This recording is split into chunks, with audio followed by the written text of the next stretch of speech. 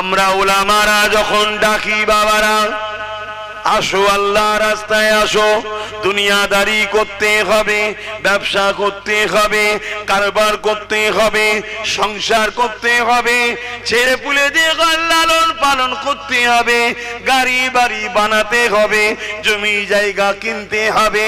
ইসলামে কোনোটাতে নিষেধ নাই, শুধু একটা কথা বলেছে তুমি হালাল ইনকাম করে করো, তুমি সংসারটা বৈধ সংসার করো, তুমি কারবারটা হালাল কারবার করো। তোমাকে যদি হালাল কারবারে তোমার আল্লাহ তোমার রুজিতে বরকত দেয়, তুমি দামি দামি গাড়ি চাপো, আল্লাহ নিষেধ নাই, দামি দামি বাড়িতে থাকো নিষেধ নাই, কিন্তু টাইমে টাইমে আবার তোমার রব আল্লাহর পক্ষ থেকে মুয়াজ্জিন যখন ডাক দেয় আশহাদু আল্লা ইলাহা ইল্লাল্লাহ ওয়া আশহাদু আন্না মুহাম্মাদুর রাসূলুল্লাহ বা হাইয়া আলাস সালাহ, নামাজের জন্য আসো, ভালাইয়ের জন্য আসো, ওই জায়গায় তোমাদেরকে তখন আসতে হবে। এগুলো যখন আমরা বলি অনেকে আমাদের কথা গুরুত্ব দিতে চাও না। এ যুবক শুনে রেখে দাও, জেনে রেখে দাও, আমাদের ডিউটি হলো তোমাদের কাছে জানিয়ে দেওয়া, নেবে কি নেবে না জবাব তো আল্লাহর কাছে দিতে হবে। আমি কে জবাব লিবার? আমার তো ডিউটি পৌঁছে দেওয়া, এর চেয়ে বেশি ডিউটি তো আমার নাই। আর ইসলামের জোরও চলে না, ইসলামে জোর চলে না। বললো দাও লেবে লেবে না লেবে না লেবে বুঝা পড়া হবে খুবই।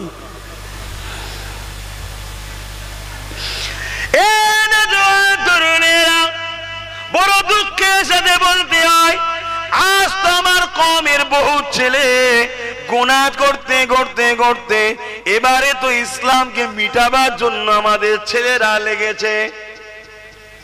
যদি বলেন কেমন করে?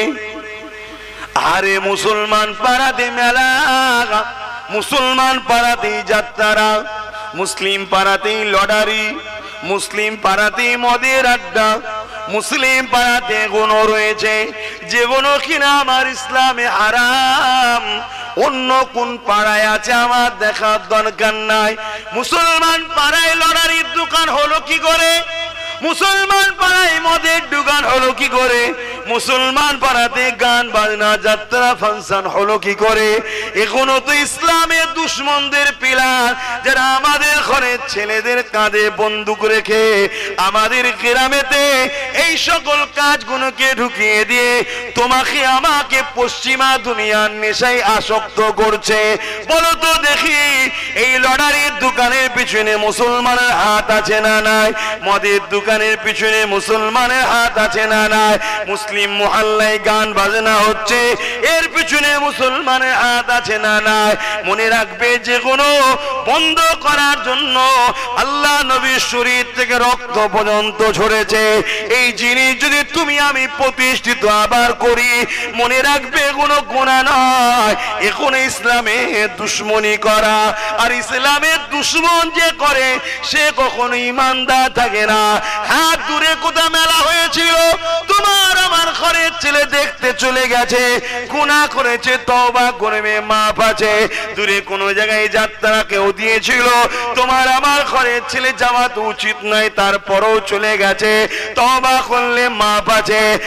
আর তুমি ইসলাম বিরোধী কর্মকাণ্ড তোমার আমার গ্রামে প্রতিষ্ঠিত করতে লেগেছো, মনে রাখবে তুমি ইসলামের দুশ্মনী শুরু করেছো। তোমার এই দুশ্মনীর জন্য আল্লাহ তোমাকে চির জাহান্নামে দেবে, যেখান থেকে আর কোনোদিন বেরোতে পারবে না। এটা হলো পরকালের শাস্তি। দুনিয়ার জমিনে তুমি কি শাস্তি পাবে সেটা শোনো।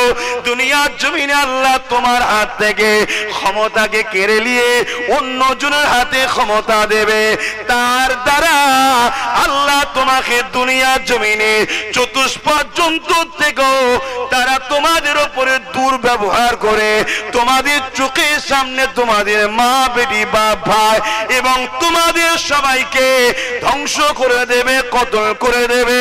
তোমরা তাদের কিছুই করতে পারবে না। যদি মনে হয় সেই দিকে আমরা তো চলে যাচ্ছি, তাহলে তওবা করো, কালেমা রদ্দ কবর পড়ো, ক্ষমা চাও, ফিরে আসো।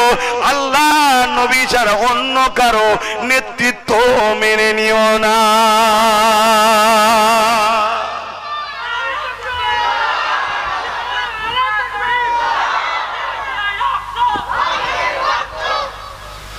বান্দা তোকে দুটো হাত দিলাম, এই হাত দিয়ে তুই জমিনের উপরে হালাল ইনকাম করবি। বান্দার এই দুটো হাত তোকে দিলাম, এই হাত দিয়ে তিন গরিবদেরকে দান খায়রাত করবি। ওরে আমার বান্দা বান্দি রে, আমি আল্লাহ তোকে তোর মালিক দুটো হাত দিলাম, এই দুটো হাত দিয়ে তুই মা বাপের সেবা করবি। এই দুটো হাত দিয়ে নাই সত্যি জান্ডাকে ধরবি। এই দুটো হাত দিয়ে আমার ঘর মসজিদ বানাবি, আমার হাবিবের ঘর মাদ্রাসা বানাবি।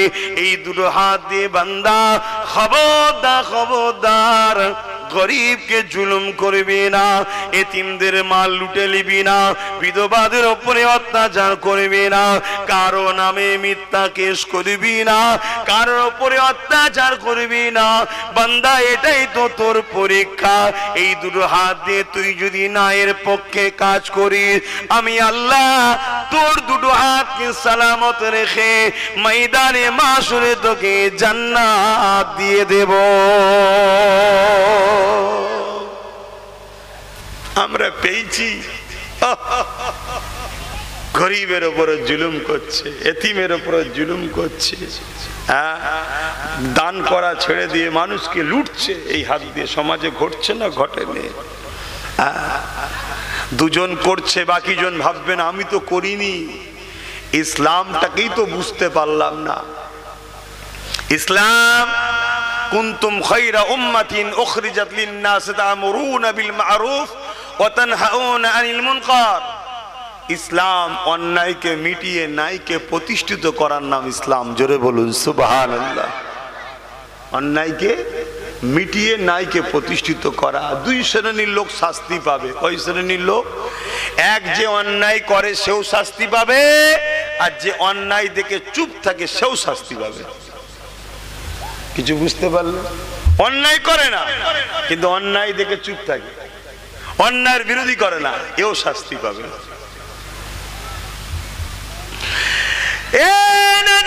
তরুণেরা, আমার আব্বা জানেরা, আমার আম্মারা, বোনেরা, বাপেরা, নিঃশ্বাস কার কখন ফুরিয়ে যাবে কেউ জানে না।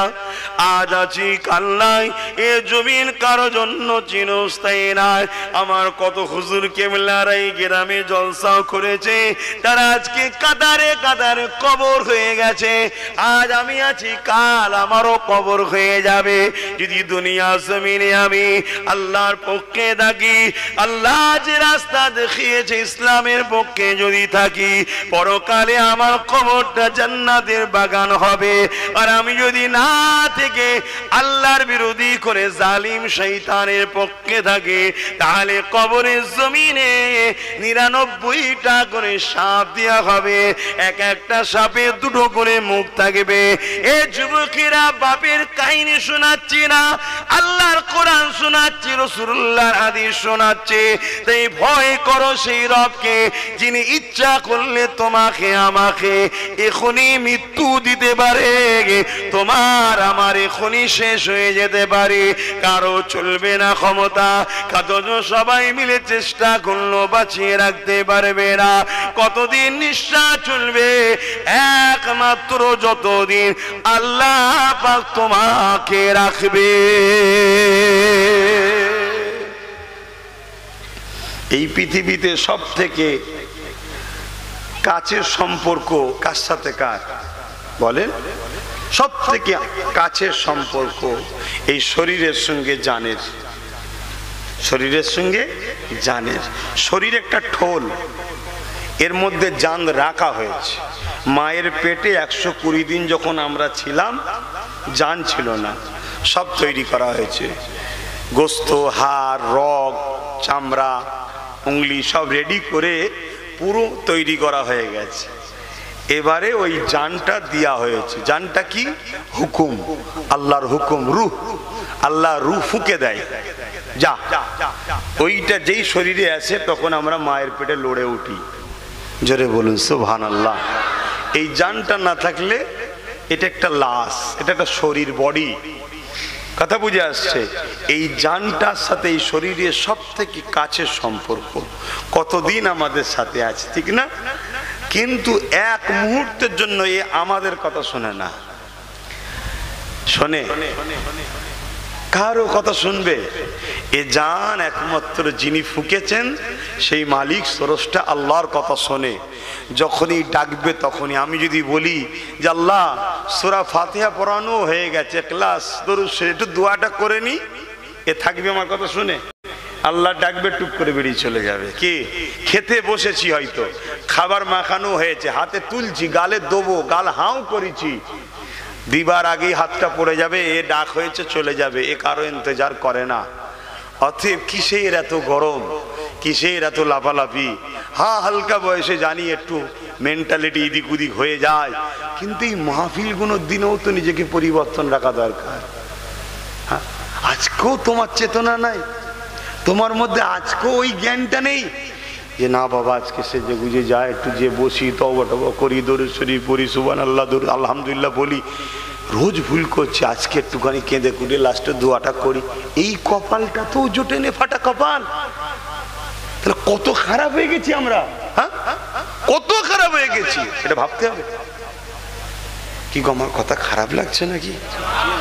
এটা তো ভাবার জিনিস। কেন কিয়ামতের দিন তিন দলে আল্লাহ বিভক্ত করবেন। অকুনতুম আজওয়াজান সালাসা, হাফেজ সাহেবরা জানে সূরা ওয়াকিয়া, অকুনতুম আজওয়াজান সালাসা, তিন দলে আল্লাহ বিভক্ত করবে।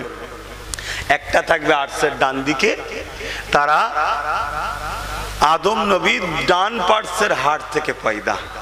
ইবনে কাসির বলে এরা সবাই যাবে জান্নাতে, জোরে বলুন সুবহানাল্লাহ। আর এক দল থাকবে আদম আলাইহিস সালাম, আমাদের সবার বাপ আদম আলাইহিস সালাম, তাই তো নাকি গো? হিন্দু, দলিত, আদিবাসী, সাঁওতাল, বাগদি, খ্রিস্টান, মতুয়া, শিখ, পাঞ্জাবি, মুসলিম, মানুষ, প্রত্যেকটা মানুষের বাপ হচ্ছে আদম আলাইহিস সালাম। ইনি প্রথম মানুষ। ওনার স্ত্রী হচ্ছেন মা হাওয়া, আমাদের সবার মা। এই যে আমরা ভাইয়ে ভাইয়ে সব ধর্ম নিয়ে মারপিট করি, সব ভাইয়ে ভাইয়ে মারপিট হচ্ছে। তো বোকা তো, যদি আমরা বুঝতাম ভাইয়ে ভাইয়ে মারপিট করতাম না। রে ওর যা ভালো লাগছে করছে, করুক, জবাব মালিকের কাছে দেবে। আমার যা ভালো লাগছে আমি করি, মালিকের কাছে জবাব দেবো। কিন্তু এক বাপের ছেলে মেয়েই সব মারপিট করছি আমরা। এটা মারপিট লাগানো হয়, কেন মারপিট না লাগালে, বিভাজন না হলে মাথায় ক্যাঁটাল রেখে খাওয়া হবে না। এজন্য একদল লোক আছে, তারা ক্যাঁটাল খাবার জন্য আমাদের মধ্যে মারপিট লাগায়। এ মুসলমান, এ হিন্দু, এ আদিবাসী, এ সাঁওতাল, সব লাগিয়ে দেয়। লাগিয়ে দিবার পর আমরা সব ভাইয়ে ভাইয়ে লেগে গেলাম, দুম দাম মেরে এর দোকান পুড়িয়ে দিলাম, ওর ঘর ভেঙে দিলাম, একে মেরে ফেললাম, আর করলাম। আর তারা বসে বসে আস্তে আস্তে সুড়সুড়ি দেবে, সুড়সুড়ি দিয়ে ক্যাঁটাল খাবে। বাকিটা কি ক্যাঁটাল সব আপনারা জানেন, ও বিষয় আর বলছি নি। তো যাক, মিলেমিশে থাকবেন। এখন আমি যেটা বলতে চাইছি, বাপ আদম আলাইহিস সালাম, তিনার বাঁ পাশের পাঁজরের হাড় থেকে যারা পয়দা হয়েছে, এরা সব, ইবনে কাসির বলছে, এরা যাবে জাহান্নামে। আর এক দল হবে যারা আরশে আজিমের সামনে থাকবে, অগ্রগতির দল, এরা যাবে বেহিসাব জান্নাতি, জোরে বলুন সুবহানাল্লাহ। এরা কারা? মিনান নবীন ওয়াস সিদ্দিকিন ওয়াস শুহাদা ওয়াস সালিহিন। এরা বেহিসাব জান্নাতে যাবে। তাহলে জান্নাতে দুটো দল হলো তো, একটা বেহিসাব আর একটা ডান দিকে থাকবে, তারাও জান্নাতি। ডান দিকেরটা কারা? আশা রাখা যায় ইনশাল্লাহ আমরা। বলো না ইনশাল্লাহ, বলো না ইনশাল্লাহ। আল্লাহ নবী বলছে যারা ভুল করার পরে অন্যায় করতে ভুলবে না, এই তওবা করতে ভুলবে না। ভুল হয়েছে, ভুল করে ফেলেছে, কিন্তু তাদের মধ্যে একটা বৈশিষ্ট্য থাকবে, ভালো বৈশিষ্ট্য কি?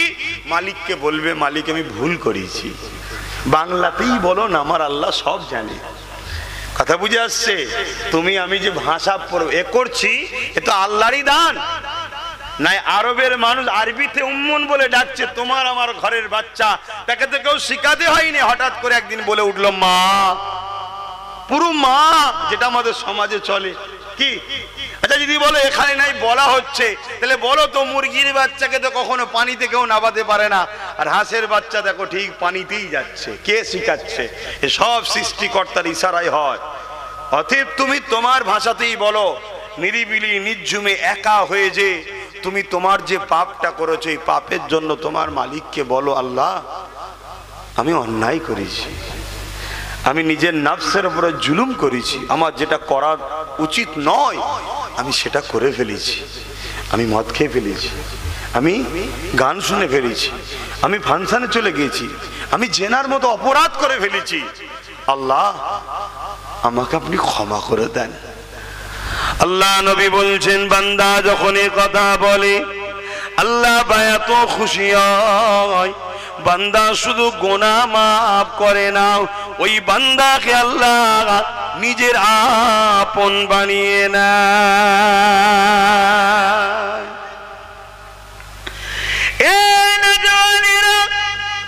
আল্লাহ নবী এক সাহাবী বললেন, ইয়া রাসূলুল্লাহ, হাবিবাল্লাহ, অন্যায় করে তওবা করেছে, আল্লাহ তাকে মাফ করে দিয়েছে, আবার যদি ছেলেটা ওই অন্যায়টা করে ফেলে, আল্লাহ নবী বলেন আবার তওবা করো, আবার বলো আল্লাহ আমি ভুল করেছি, ক্ষমা করে দেন।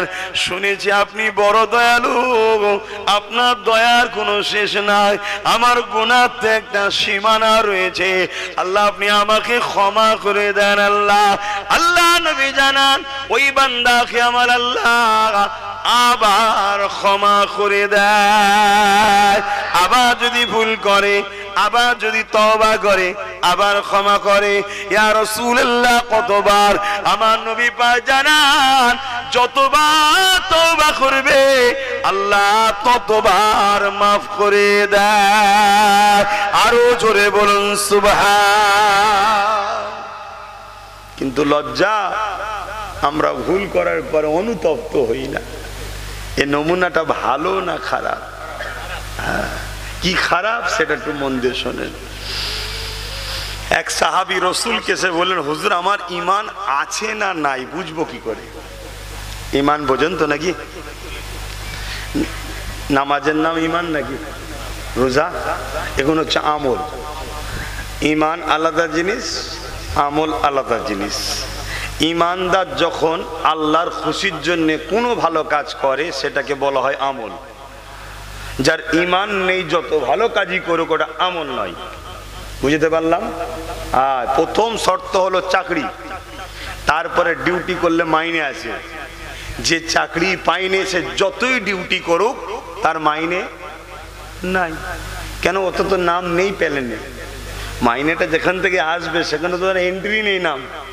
তা ঈমানটা হলো চাকরি, আর নামাজ রোজা হজ যাকাতটা হলো ডিউটি। বুঝতে পেরেছি?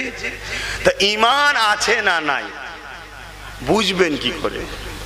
আল্লাহ নবী বললেন, যখন কোনো অন্যায় কাজ করার পর নিজে থেকে হোক বা কেউ স্মরণ করিয়ে দিলে হোক যে তুমি এটা ভুল করলে, তার মধ্যে যদি এই অনুতপ্ত হয় যে হ্যাঁ ভাই ভুল হয়ে গেছে, ভাই এটা আমার করা উচিত হয়নি, সত্যি তো, এই অনুতপ্ত যার মধ্যে আছে, ওই অনুশোচনা যার মধ্যে আছে, ভুলটাকে যে করার পরেও নিজেকে লজ্জিত মনে করে, কাউকে জানাবারও দরকার নেই, দিল থেকেও যদি অনুতপ্ত হয় যে সত্যি এটা ভুল হয়েছে, এর মধ্যে আল্লাহ নবী বলছে ঈমান এখনো আছে। জোরে বলুন সুবহানাল্লাহ।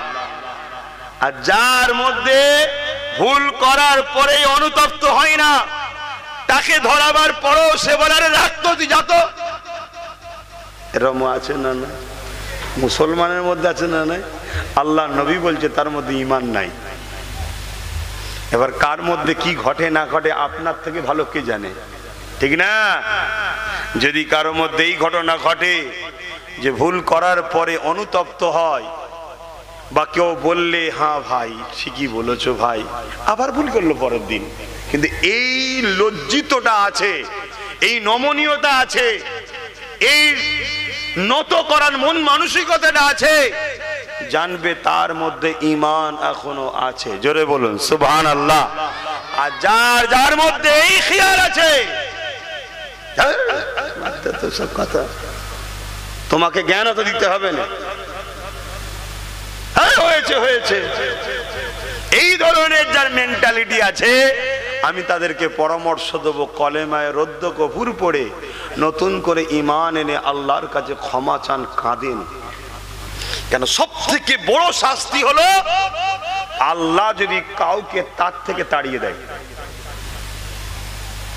এর থেকে বড় শাস্তি আর কিছু নেই। তোমাকে হয়তো ভারতবর্ষের ক্ষমতায় বসিয়ে দিয়েছে, বসিয়ে দেবে, বা আমেরিকার প্রেসিডেন্টও বানিয়ে দেবে, ওটা বড় জিনিস নয়। বড় জিনিস হলো তোমার স্রষ্টা তোমাকে তার থেকে তাড়িয়ে দেয়নি তো। কথা কিছু মাথায় ঢুকছে? কেন এই ভারতবর্ষে একজন ব্যক্তি কোরআনের 26টা আয়াতের বিরুদ্ধে সুপ্রিম কোর্টে কেস করেছিল, আপনারা জানেন। তার নাম ছিল, একজন মুসলিম, সে মুসলিম ঘরেই জন্ম হয়েছে। সে বলেছিল আমার কি শাস্তি হয় দেখব, কিন্তু কপাল ফাটা বুঝতে পারলো না যে আমার আল্লাহ তাকে তার কাছ থেকে, তার রহমত থেকে তাড়িয়ে দিয়েছে, সে ইসলাম থেকে বেরিয়ে গেছে। কথা মাথায় ঢুকছে না? ঢোকে না? এ বিষয়ে আর একটা কথা বলি। দুই বন্ধু ফজর বেলা নামাজ পড়ে বেরিয়েছে। দেখছে এক বন্ধুর মনটা বড় দুর্বল, মন মরা হয়ে আছে, কিছু বলেনি, সারা দিন ধরে দেখছে তার মনটা বড় দুর্বল। পরের দিন ফজর বেলা তো যখন গেছে, তার পরের দিনও দেখছে তার মনটা বড় মরা, তার মনটা বড় দুর্বল, যেন ভয়ের মধ্যে একটা কিছু আছে। 3 দিনের দিনেও দেখেছে একই, চতুর্থ দিনের দিনে তাকে হাসি দেখছে। তখন এই বন্ধু জিজ্ঞেস করছে, তোমাকে 3 দিন দেখলাম বড় ভয় ভয় মন মরা, আজকে হাসি দেখছি কেন? মন দিয়ে শুনবেন, সবাই শুনবেন। অনেকে বলে, অনেকের সঙ্গে কথা খাটবে, দেখেন না, আল্লাহ মাফ করুক, কখনো কখনো আমারও তো মনে হয় যে খোদা, সাহাবা হুজুররা বলতেন যে আল্লাহ, হুজুর আল্লাহ কি আমাদেরকে ভুলে গেলেন? নবী বলতেন কেন? না আল্লাহ কই বিমার দিচ্ছে না তো, কোনো কষ্ট দিচ্ছে না তো, শুনছেন না? আর আমরা কষ্ট হলে মনে করি আল্লাহ নারাজ। না না না, কষ্ট 2 ধরন আছে। আবার কথাবার্তা ঢুকছে তো। এই যুবকটা তার বন্ধুকে বলছে, শোনো, প্রথম দিন আমার মসজিদে এসে বসেছিলাম, সুন্নত নামাজ পড়ে চোখটা জুড়ে গেছিল, ঘুমিয়ে পড়েছিলাম। উজু করা দরকার আছে না? নাই, কিন্তু উজু না করেই আমি নামাজ পড়ে নিয়েছিলাম। নামাজ পড়ার মধ্যে আমার মধ্যে কিন্তু একটা ভয় ঢুকেছিল, কি আরে আমি নামাজ বিনা উজুতে পড়লাম, আল্লাহ আমাকে শাস্তি দেবে। সারাদিন তাই আল্লাহ শাস্তির ভয়ে ভয়ে ভয়ে ভয়ে কাটিয়েছি। পরের দিনে আমি ইচ্ছা করে বিনা উজুতেই নামাজ পড়েছি, শুনছেন? ওই দিন পড়ার পরে আবার ভাবছিলাম, প্রথম দিন না হয় নাচারে ঘুমিয়ে পড়েছিলাম, আজ তো আমি বিনা উজুতে ইচ্ছা করে করলাম, আমার আজকার রেহাই নেই। সারাদিন ভয়ে ছিলাম। 3 দিনের দিনে আমার গোসল ফরজ হয়েছিল, বোঝেন? সংসার জীবন তো করছেন। আমি ফরজ গোসল না করে না পা খালেই নামাজ পড়েছিলাম।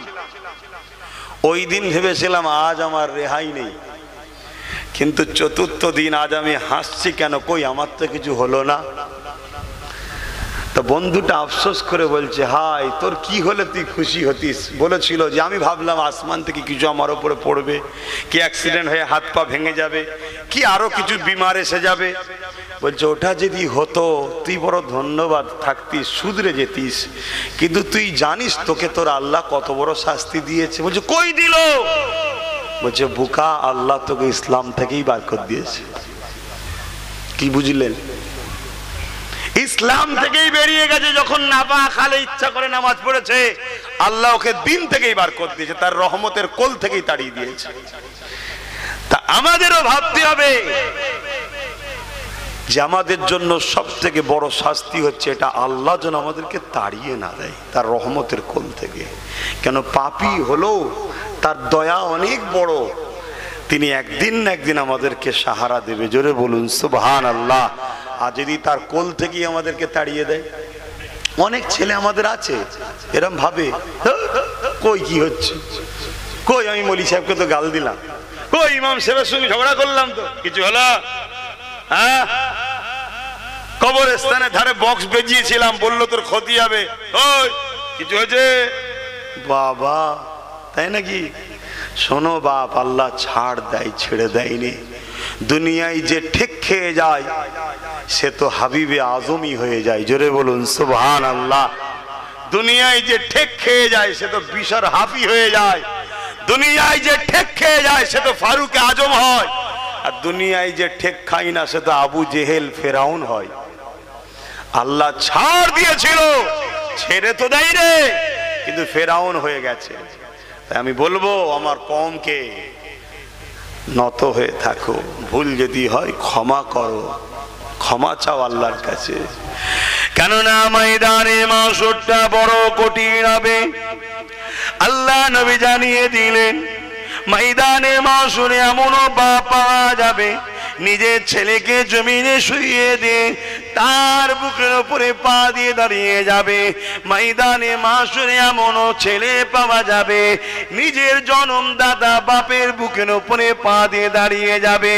ময়দানে মাশরে এমনও মা পাওয়া যাবে নিজের মেয়েকে জমিনে শুইয়ে দিয়ে তার বুকের উপরে পা দিয়ে দাঁড়িয়ে যাবে। এক কথায় যার উপরে যার জোর চলবে তাকে জমিনে শুইয়ে দিয়ে তার বুকের উপরে পা দিয়ে দাঁড়িয়ে যাবে। সাহাবা হুজুররা শোনার পরে বলতে লেগেছে, ইয়া রাসূলুল্লাহ, হাবিবাল্লাহ, এই রকমটা কেন হবে? আল্লাহ নবী জানালেন, বাবা সাহাবারা, লোহা যেমন আগুনে দিলে পুড়ে পুড়ে লাল হয়ে যায়, ময়দানে মাশরেতে ওই সূর্যে তাপেতে জমিনটা পুড়ে লাল হয়ে যাবে। এই জমিনে দাঁড়ানো যাবে না।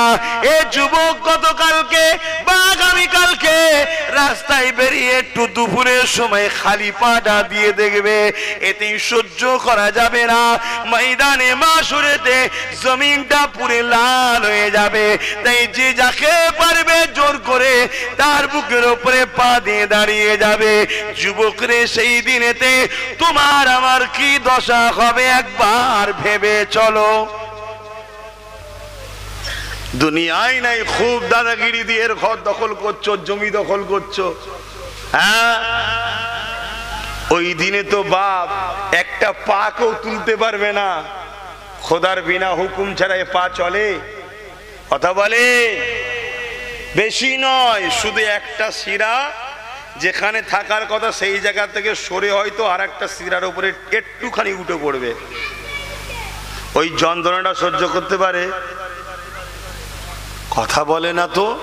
হ্যাঁ, অতি আল্লাহ বলে দেবে ওইখানেই দাঁড়িয়ে থাকবে, ক্ষমতা নেই তোমার লড়াবার।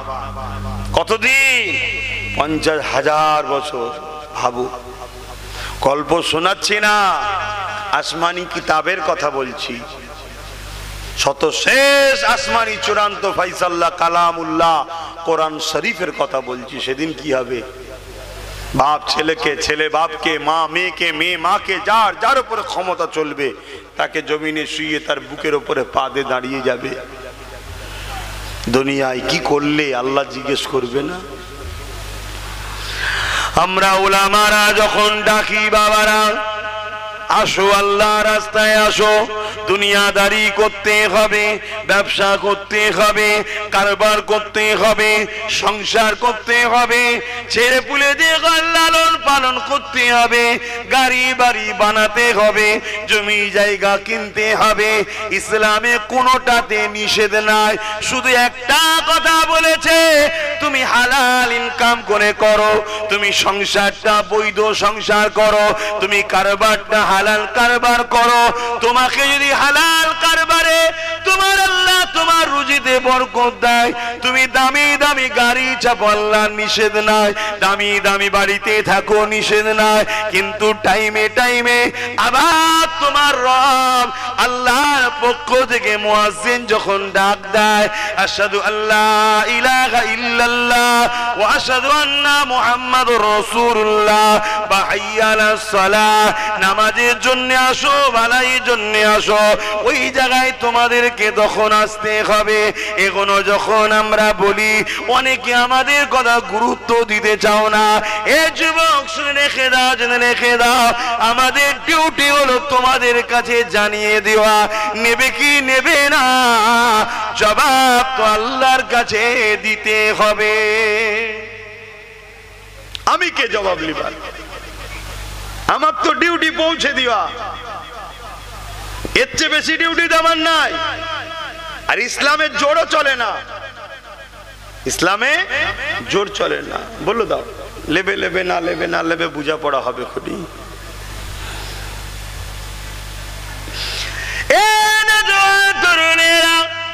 বড় দুঃখের সাথে বলতে হয়, আজ তো আমার কওমের বহু ছেলে গুনাহ করতে করতে করতে এবারে তো ইসলামকে মিটাবার জন্য আমাদের ছেলেরা লেগেছে।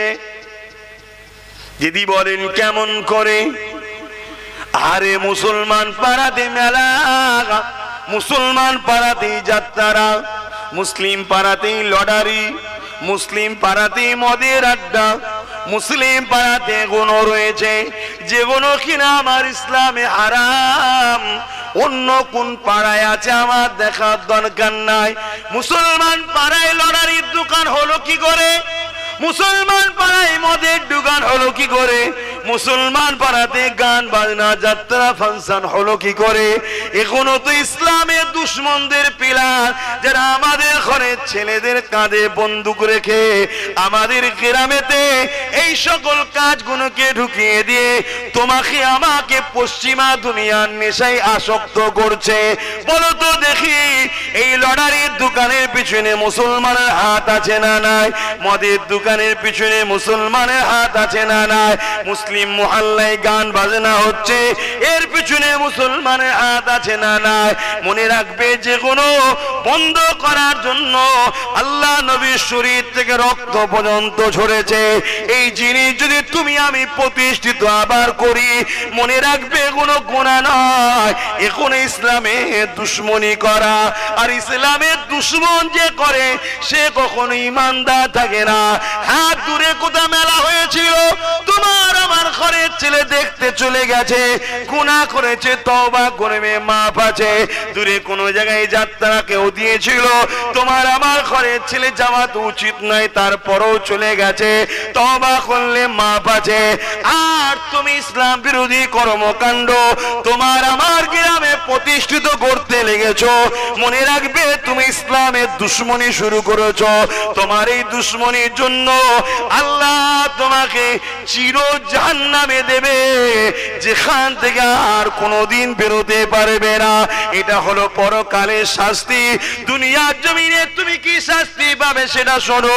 দুনিয়ার জমিনে আল্লাহ তোমার হাত থেকে ক্ষমতাকে কেড়ে নিয়ে অন্য জনের হাতে ক্ষমতা দেবে, তার দ্বারা আল্লাহ তোমাকে দুনিয়ার জমিনে চতুষ্পদ জন্তু থেকেও তারা তোমাদের উপরে দুর্ব্যবহার করে তোমাদের চোখের সামনে তোমাদের মা, বেটি, বাপ, ভাই এবং তোমাদের সবাইকে ধ্বংস করে দেবে, কতল করে দেবে। তোমরা তাদের কিছুই করতে পারবে না। যদি মনে হয় সেই দিকে আমরা তো চলে যাচ্ছি, তাহলে তওবা করো, কালেমার অধ্যগোপন পড়ো, ক্ষমা চাও, ফিরে আসো। আল্লাহ নবী ছাড়া অন্য কারো নেতৃত্ব মেনে নিও না।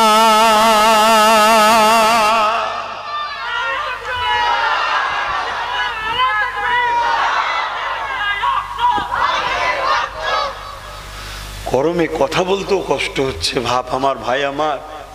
আর দাও সব আগে থেকে করে, জান বেরিয়ে যাবার মতো অবস্থা হচ্ছে।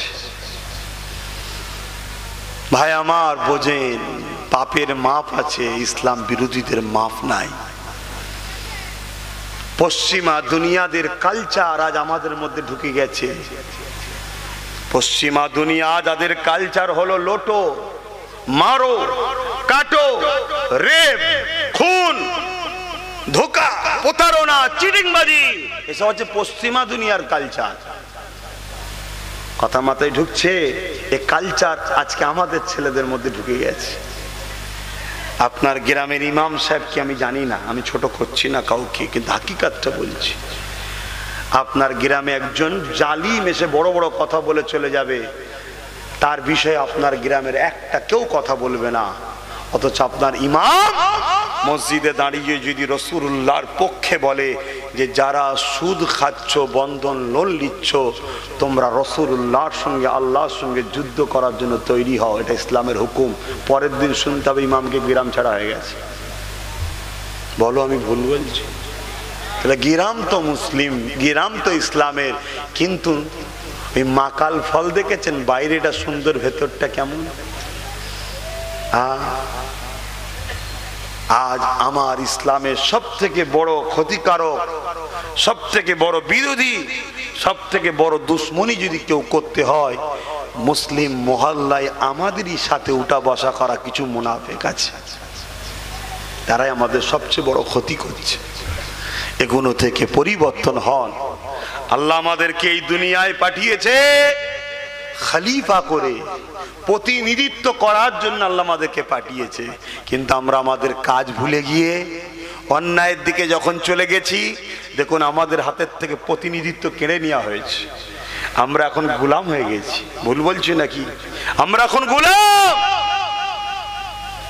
একটা শোয়ের প্রয়োজন হলে 1 সপ্তাহ ধরে তার পিছনে ছুটতে হচ্ছে আমাকে আপনাকে। কথা কি বলা ভুল হচ্ছে? কেন? আমাদের কর্মের ফল, অন্যজনকে দোষ দিয়ে লাভ নেই। নিজের মধ্যে দেখো আমার মধ্যে ভুল হয়েছে কেন? আল্লাহ আমাদেরকে প্রতিনিধিত্ব করতে পাঠিয়েছে। আল্লাহ আমাদেরকে বলেছে তোমরা হলো শ্রেষ্ঠ উম্মত, কুনতুম খায়রা উম্মাতিন, তোমরা শ্রেষ্ঠ উম্মত। তোমাদের কাজ দুটো, অন্যায়কে মিটাও, ন্যায়কে প্রতিষ্ঠিত করো। আমরা ন্যায়কে মিটিয়ে দিয়ে অন্যায় প্রতিষ্ঠিত করি। কথা আমার ভুল বলা হচ্ছে?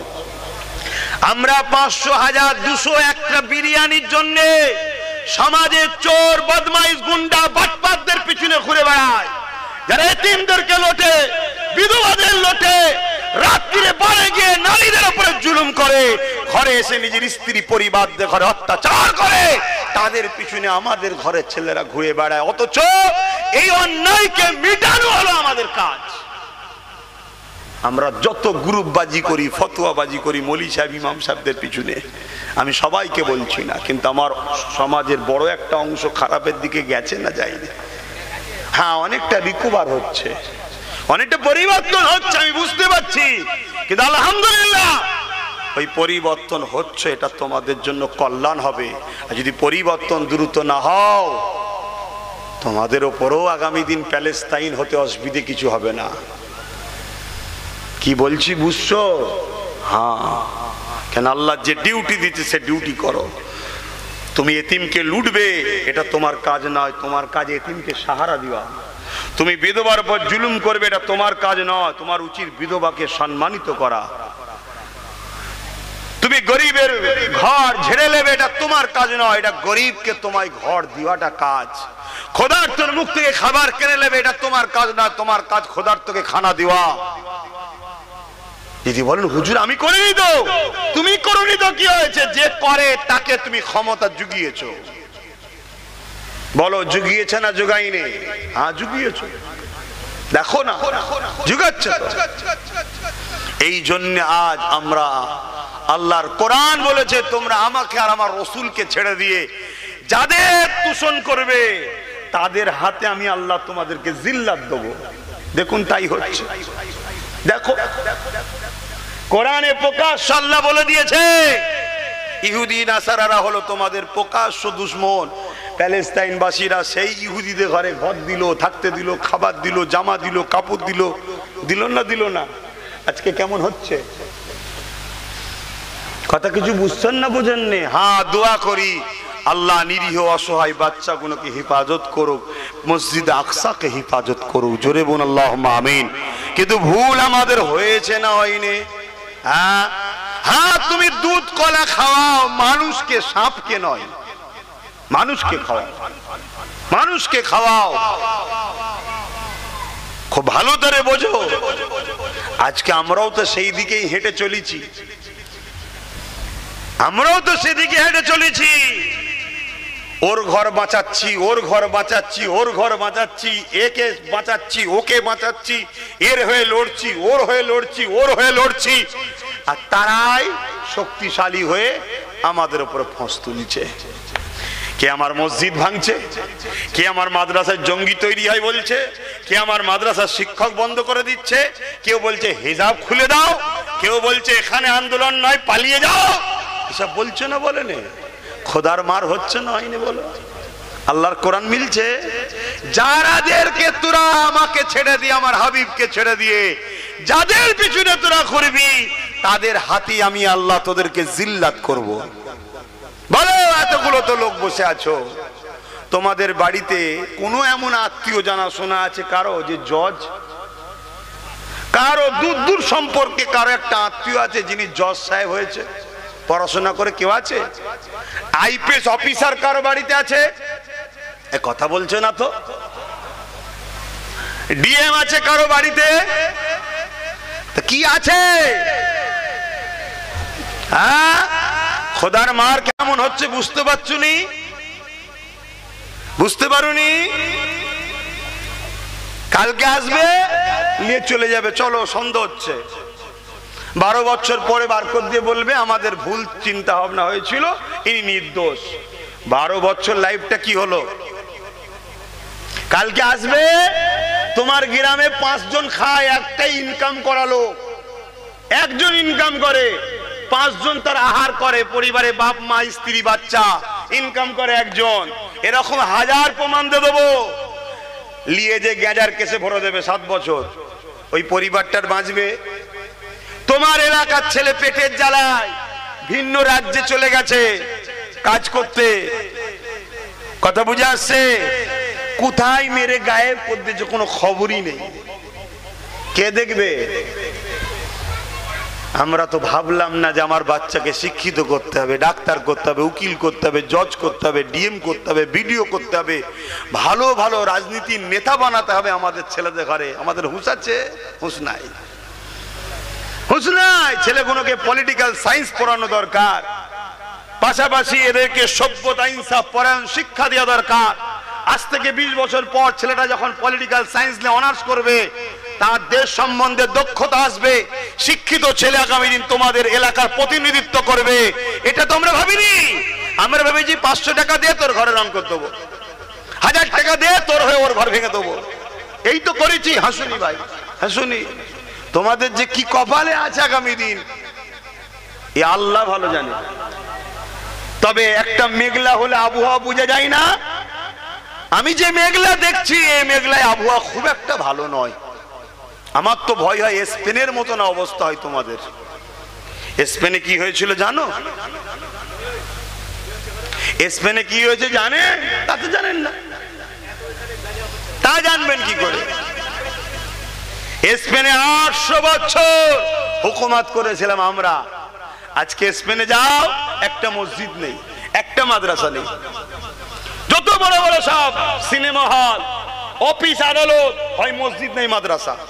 এখন সব চেঞ্জ হয়ে যে মসজিদকে সিনেমা হল করে দিয়েছে, মাদ্রাসাকে কি বলে বড় বড় অফিস আদালত করে দিয়েছে। এই যে 1 এপ্রিল চলে গেল, আজকে এখনো কি মাস চলছে? এপ্রিল চলছে। এপ্রিল, 1 এপ্রিল বলা হয় এপ্রিল ফুল।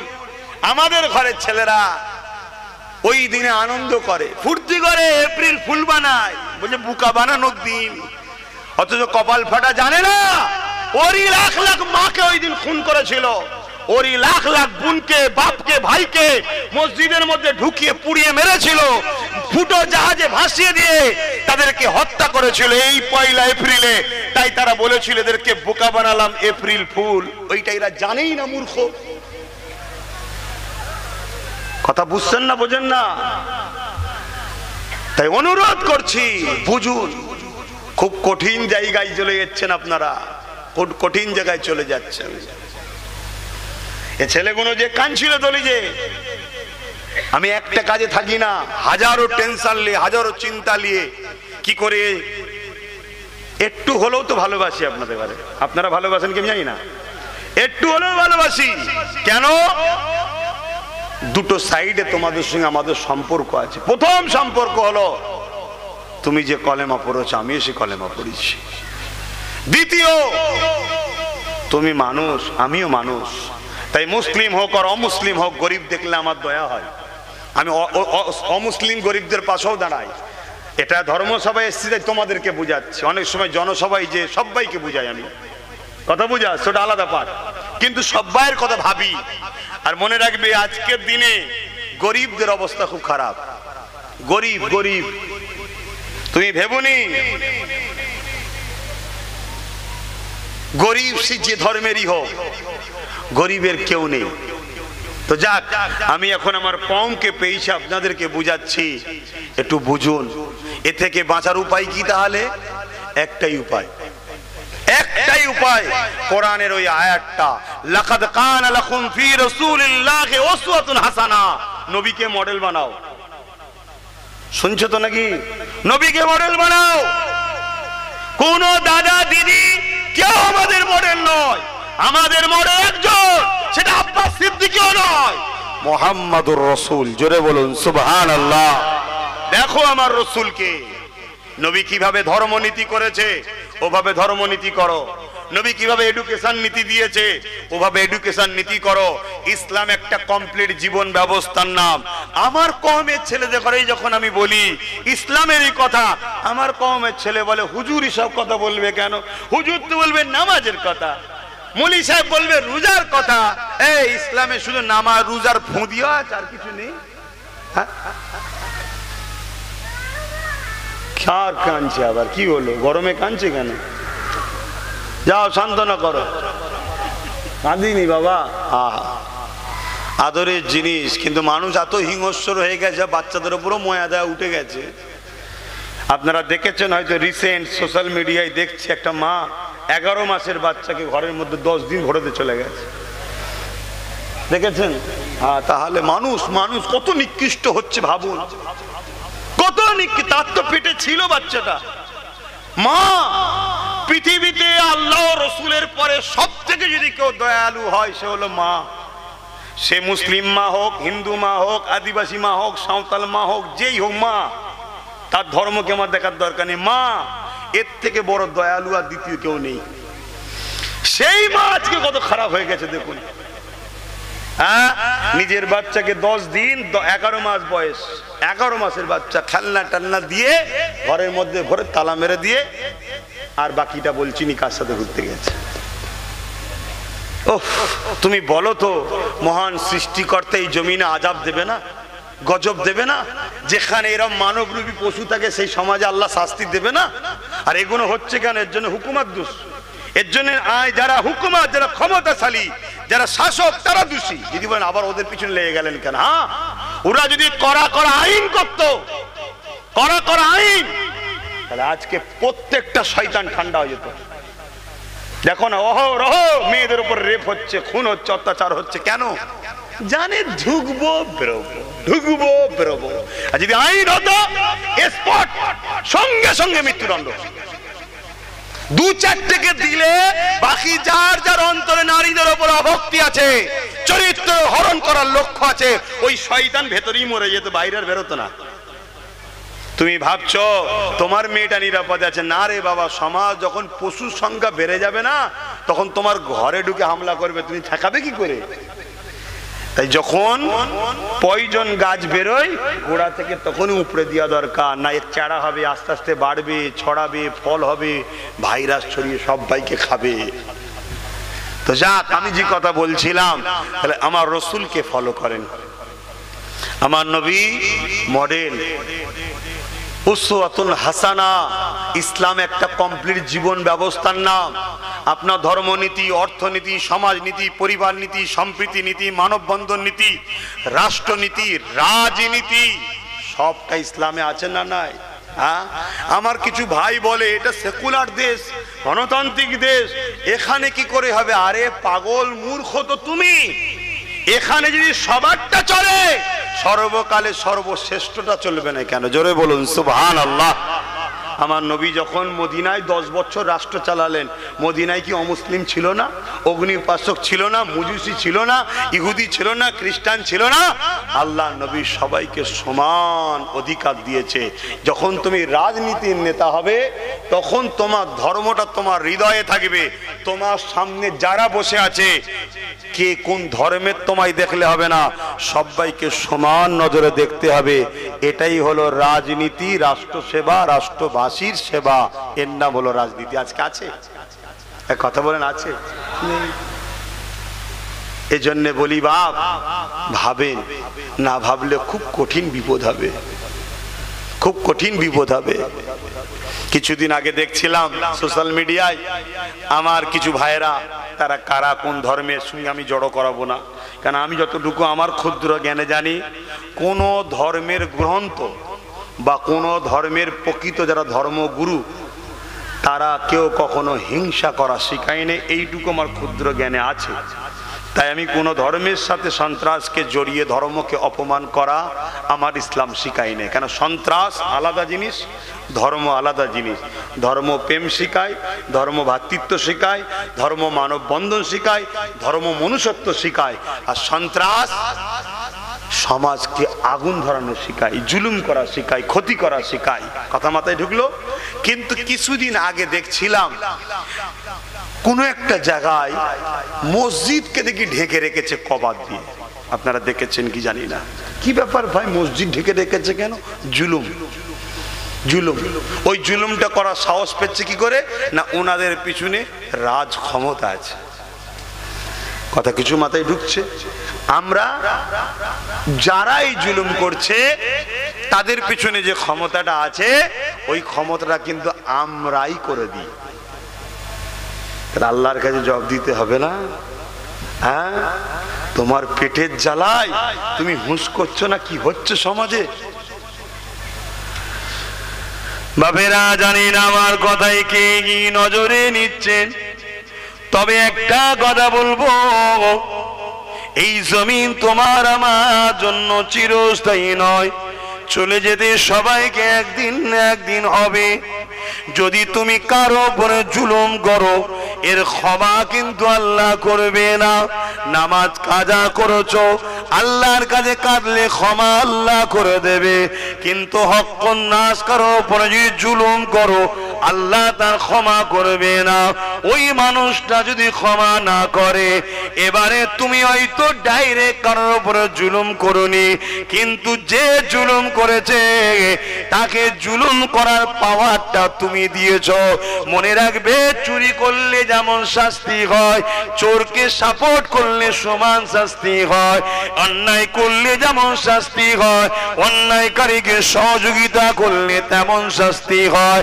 তাই বলে যাব, এই দুনিয়া লোভ লালসায় পড়ে আগামী দিন এমন কোন কাজ করবেন না যাতে করে আপনার বাচ্চা কোনকে প্যালেস্তাইনের বাচ্চার মতো ছোটবেলায় কাফন না পড়তে হয়। শুনছেন তো? নিজের কথা একটু ভাবুন, নিজের বাচ্চাদের কথা একটু ভাবুন।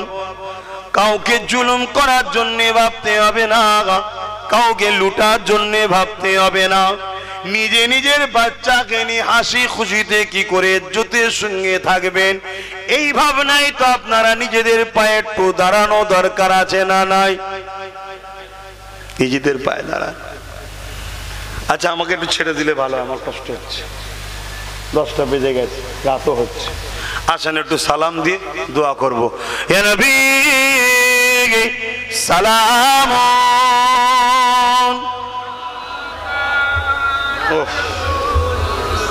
থাক থাক, এটা লাও লাও, তোলো আর তোলো তোলো।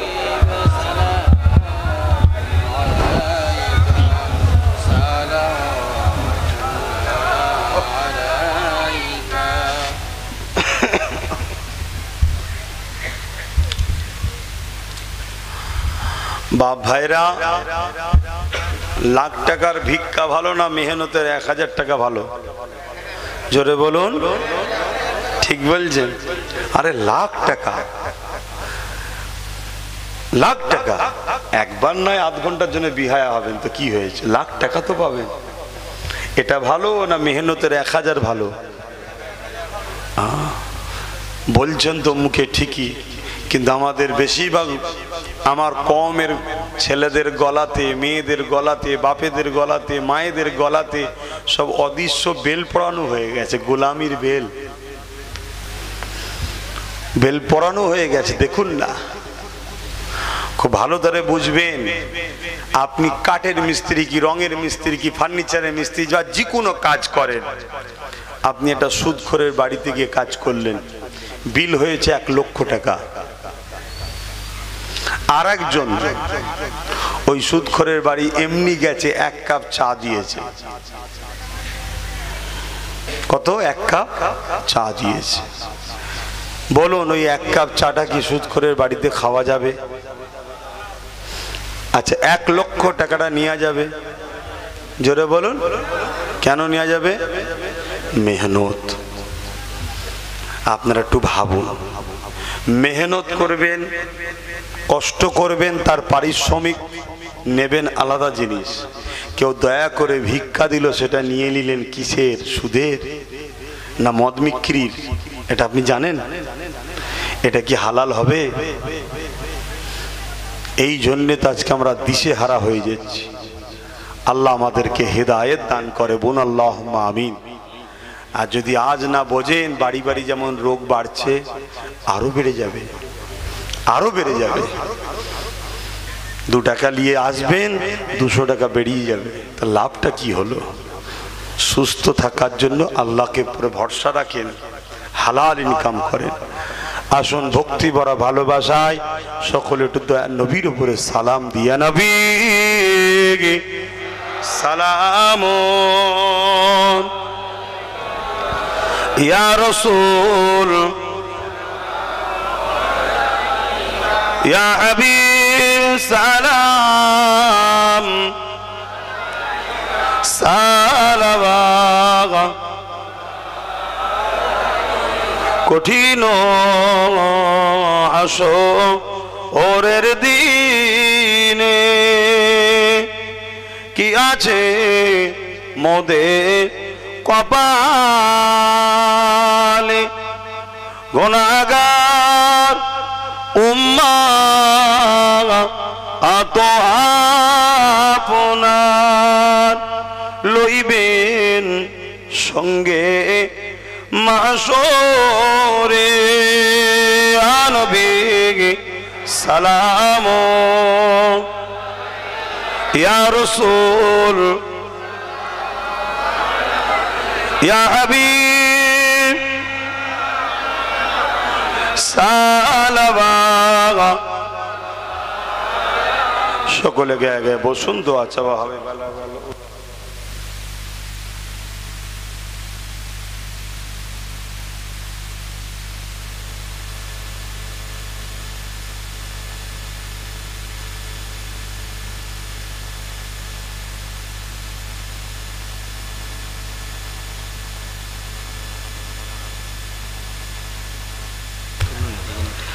বাপ দোয়া হবে। খোদার ঘর মসজিদ, ছেলেরা যাচ্ছে, যদি কিছু শরীক হন, খুশি মনে একটু শরীক হন। 200, 500, 100 খোদার ঘরের জন্য দিলে কি আপনাদের অসুবিধা আছে? কত জায়গায় তো খরচ করছেন, দেন না। আমরা নিজেরাই বানাবো, ওখানে আল্লাহর দাসত্ব করা হয়। ছেলেরা যাচ্ছে, যার যা খুশি দেন। আসেন দোয়া চাইব। কই কে যাবে? যাও ভেতরে যান, প্রত্যেকে বার করেন, যার যা খুশি শরীক হন। আল্লাহর ঘরে দিচ্ছেন, যে আল্লাহ আপনাকে এখনো নিঃশ্বাস কে টানাচ্ছে, কে ছাড়াচ্ছে, দেন। যার যা খুশি দেন, লিয়ে আসো। প্রথম আমি একটু শরীক হয়ে যাই, লিয়ে আসো, দাও দেন, যার যা খুশি দেন। নিঃশ্বাস ফুরিয়ে গেলে পকেটে যা আছে ওটাও মান নয়, আমার হবে নাকি? রাস্তায় মরে গেলে লোক পকেটে মেরে নেবে, মরে গেছে ময়াও হবে না, আগে পকেটে হাত দিচ্ছে। সমাজ এত খারাপ হয়ে গেছে, মান গিয়েছে, বার ফোন টোন সব লে পালাবে। আর ঘর পর্যন্ত যদিও যায়, ও সব লে নেবে। আর ওই যে দিলাম, ও আল্লাহর ব্যাংকে জমা হয়ে গেল, কিয়ামতের দিনে সব লোবো। এই ঈমান আছে, দেন। আমি একটা ছোট্ট কথা বলবো, বলার অধিকার আছে তো নাকি? হাত তুলে বলুন কার কার আমার উপর বলার অধিকার আছে। হাত লম্বা করুন। আলহামদুলিল্লাহ, যার যার হাত তুলেছেন তার তার উদ্দেশ্যে বলছি। দুটো লোক, একটা লোকের পার বছরে 22,000 কোটি টাকা কম বেশি ইনকাম। শুনছেন? সে তার সম্পত্তির ইনকামের টাকা নিজে দায়িত্ব না নিয়ে কারোর হাতে দায়িত্ব রেখে দেয়। যার হাতে দায়িত্ব দেয় সেই 22,000 কোটি টাকা থেকে দায়িত্ব যার হাতে দিয়েছে সে কখনো 500 কোটি কি 1000 কোটি কি 2000 কোটি খরচ করে ওই পরিবারকে বলে আমি তো দিচ্ছি। আর যারা পায়, কেউ 500 পায়, কেউ 1000 পায়, কেউ 2000, কেউ 2500, কেউ 3000 পায়, এতে তারা খুব খুশি, যেই তো পাচ্ছি। অথচ পুরো টাকাটা কার বলুন? ওই পরিবারের টাকা। কত টাকা বাৎসরিক ইনকাম? 22,000 কোটি কম বেশি। এই লোকটা বেশি চালাক না আরেকজন বা আরেক দল লোক? তাদের বক্তব্য আমরা কারো হাতে দায়িত্ব দেব না।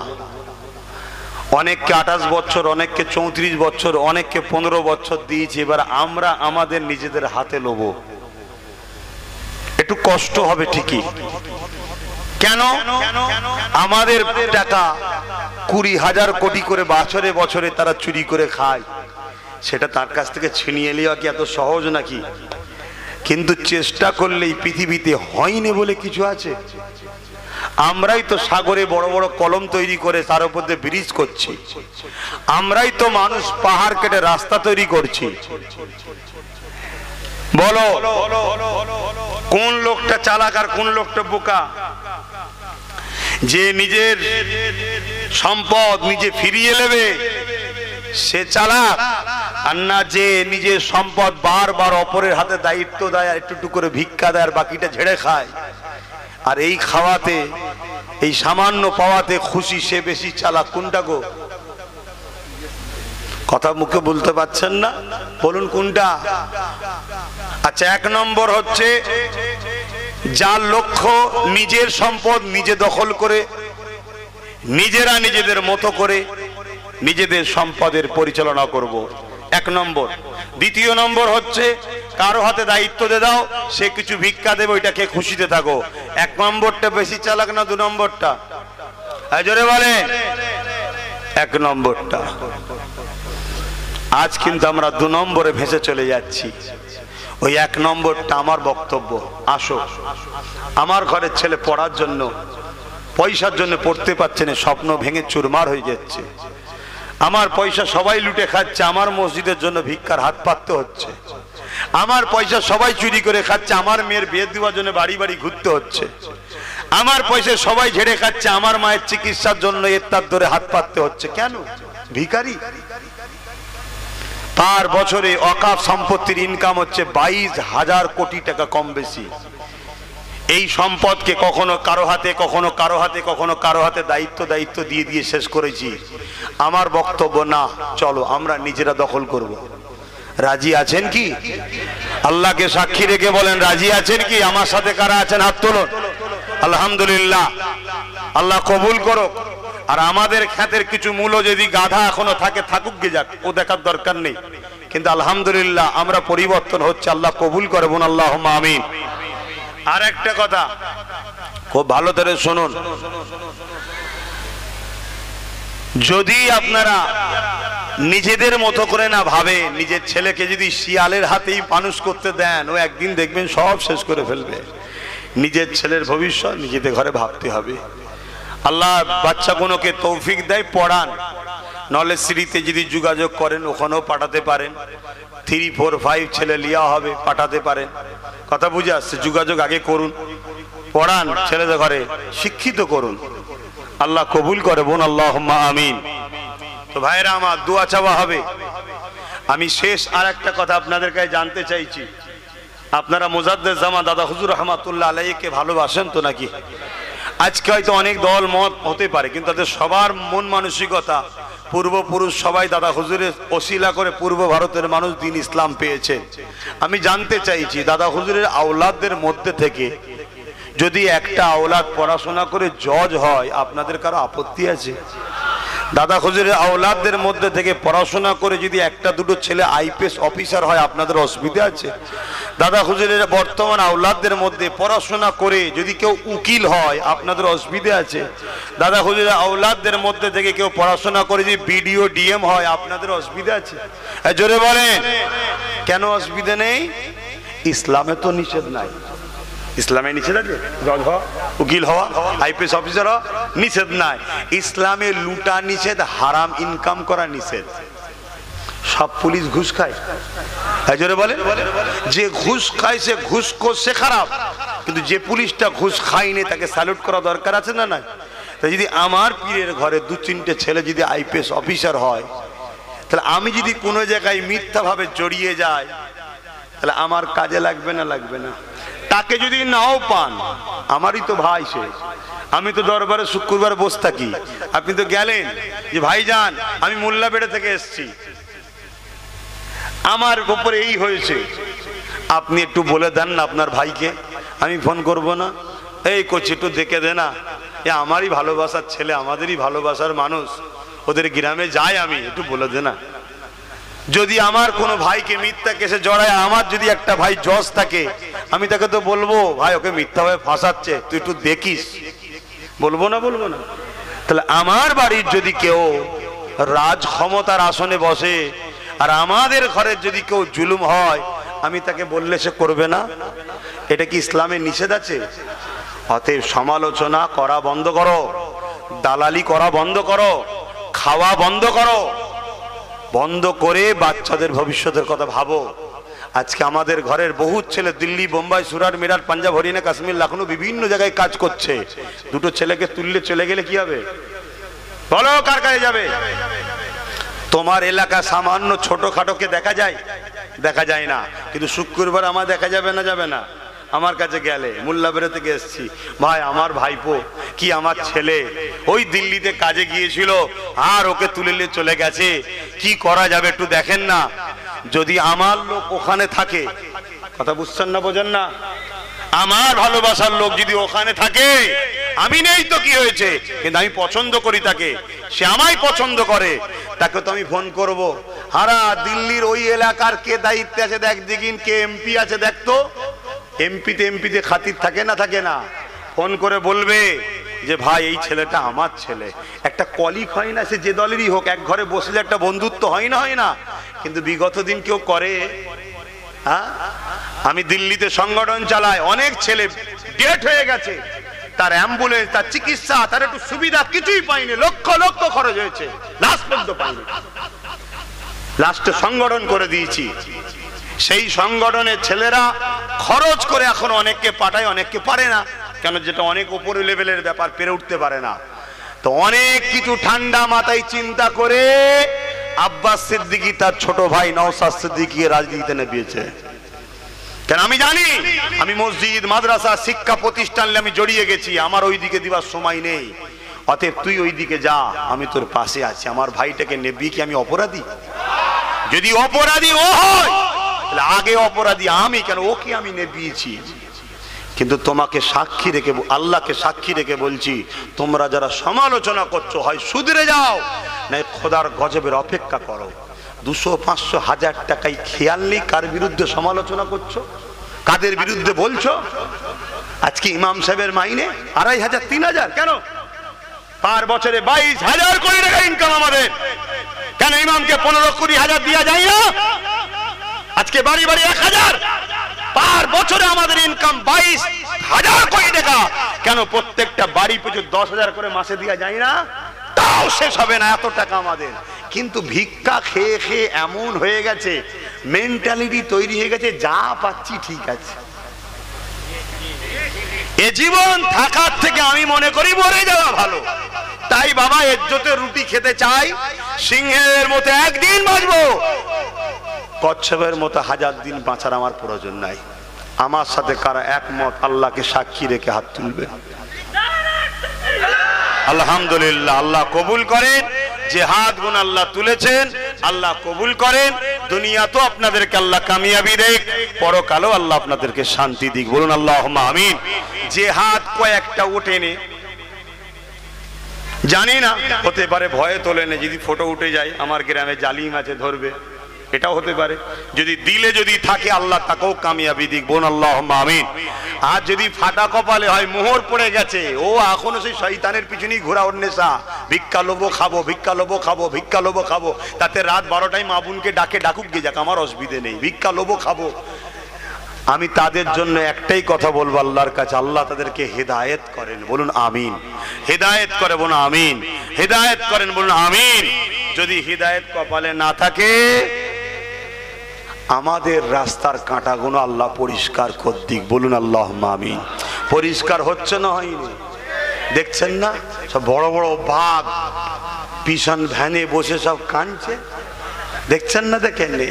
আরো অনেক পরিষ্কার হয়ে যাবে আল্লাহর দয়ায়। যদিও জানি অনেক দিক দিয়ে পরিষ্কার আরো সিস্টেম আছে, সব দিক দিয়ে হবে, চিন্তার কোনো কারণ নেই। মন খারাপ করো না।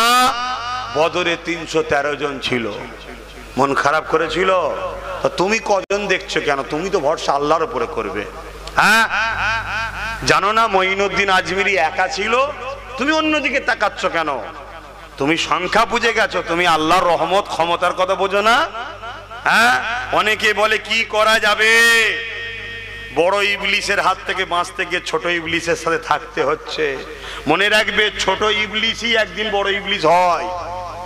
অতএব মক্কা শরীফে 3টে শয়তানকেই পাথর মারতে হয়। কটা? 3টে। বড় হোক, মেজ হোক, ছোট হোক, শয়তান শয়তানই হয়, অন্যায়কারী অন্যায়কারী হয়। কেউ ছোটকে আপন মনে করে নেবে, এটাও ইসলামে ইজাজত নয়।